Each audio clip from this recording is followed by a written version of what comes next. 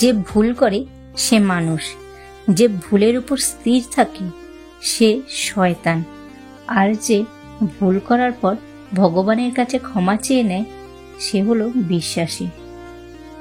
ভেবেচিন্তে রাগ করো, কারণ বর্তমানে রাগ ভাঙানো আর ভুল করে ক্ষমা চাওয়ার রেওয়াজ প্রায় শেষ হয়ে গেছে। স্ত্রীর শরীরে 3টি লক্ষণ দেখলেই বুঝবেন আপনি খুব ভাগ্যবান। নাম্বার 1, যে স্ত্রীর রূপচর্চার প্রতি এত আগ্রহ নেই। 2, ঘরের কথা যে বাইরে বলে না। আর নাম্বার 3, মিতব্যয়ী।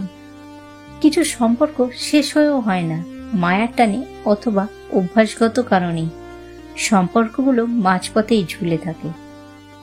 ভালোবাসা হলো সুখের একটি ঠিকানা, যা খুঁজে পাওয়া সম্ভব, কিন্তু তার যোগ্য মানুষ পাওয়া অনেকটাই অসম্ভব।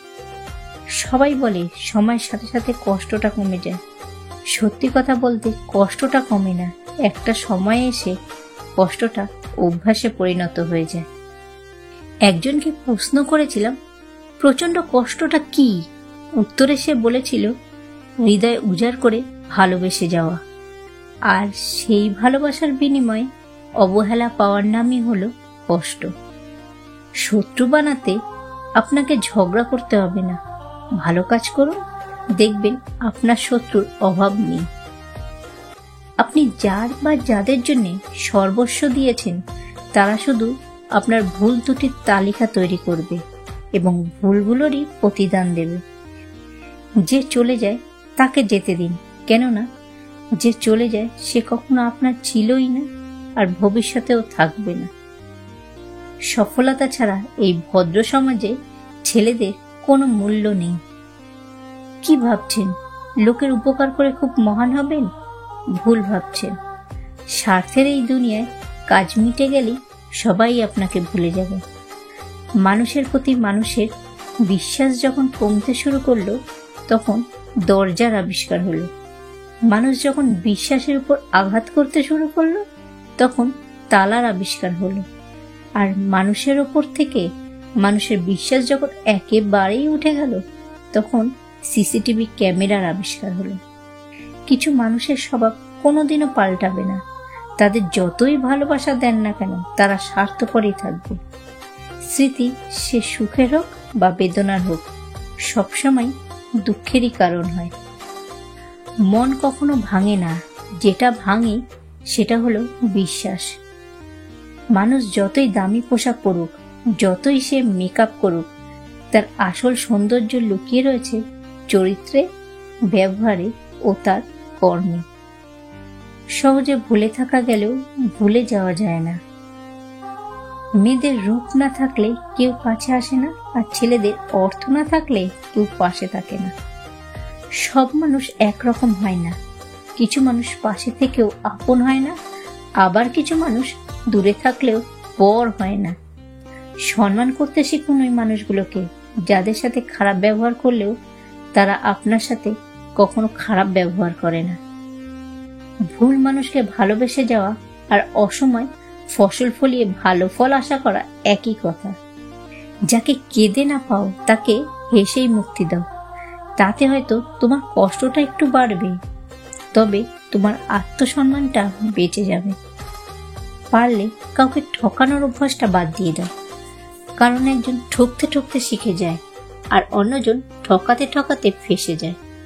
কাউকে এতটা আঘাত করো না যতটা আঘাত করলে নিজের ভুল বোঝার পর ফিরে আসার পথটাও বন্ধ হয়ে যায়।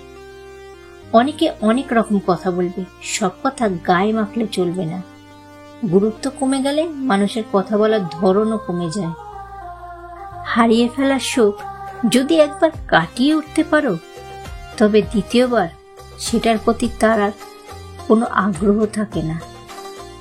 বাস্তবটা মেনে নিতে শিখলে না খুব সহজেই ভালো থাকা যায়। নিজেকে কখনো কারোর কাছে ভেঙে চুরে প্রকাশ করতে নেই, এতে অবহেলা বাড়ে দ্বিগুণ। মনের কথা অন্যকে যত কম বলা যায় ততই ভালো। মন বদলায়, তবে কথা ফেরত নেওয়া যায় না। অভিমান করা তখনই মানায় যখন তা ভাঙানোর মতো মানুষ জীবনে থাকে। জীবনে ভালো থাকতে গেলে বেশি এক্সপেকটেশন রাখতে নেই। আপনি যাকে ভালো ভাবছেন সে কারোর না কারোর কাছে খারাপ, আবার আপনি যাকে খারাপ ভাবছেন সেও কারোর না কারোর কাছে ভালো। সোজা কথায় একটা মানুষ কখনোই সবার কাছে ভালো বা সবার কাছে খারাপ হতে পারে না। শুধু কি নেশা, মিথ্যে ভালোবাসাও স্বাস্থ্যের জন্য ক্ষতিকর। ভালোবাসা আজকাল ঋণের মতো হয়ে গেছে, নিয়ে তো নেয় মানুষ, কিন্তু শোধ করতে ভুলে যায়। সবসময় হাসি খুশি থাকা মানুষদের একটা বড় সমস্যা হলো এদের মন খারাপ কেউ বুঝতে চায় না। একজনের শূন্যতা কখনো অন্যজনকে দিয়ে পূর্ণ করা যায় না। যাদের মনে মায়া বেশি তাদের জীবনে হয়তো কষ্টটাও একটু বেশি।